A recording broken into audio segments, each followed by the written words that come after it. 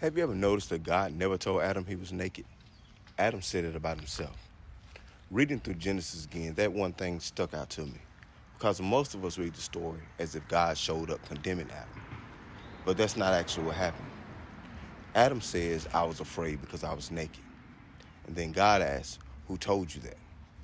In other words, God doesn't confirm Adam's new self-perception. He questions it. And that hit me. Because I wonder how many things we say about ourselves that God never said.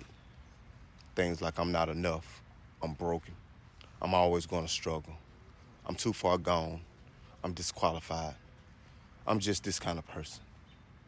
What if some of those statements feel true, but never came from truth? Think about how often we speak to ourselves. We do it all day long. We narrate our lives, we interpret our mistakes, we explain our failures. We tell ourselves who we are.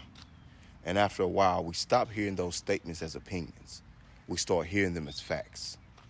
And that's what fascinates me about this story. Adam makes a statement, but God asks a question. Adam says, this is who I am. But God says, who told you that? And maybe, just maybe, that's still God's response today. Maybe some of us have been speaking over ourselves for so long that we've never stopped to ask where those words came from. Because not every thought deserves agreement, and not every conclusion deserves to be permanent. Sometimes the most spiritual thing you can do is question the story you've been repeating. Not because you're denying reality, but because you're finally examining it. Could just be me, I don't know. I just keep going back to that question. What have I been saying about myself that God never said? Comment question if that gave you something to think about.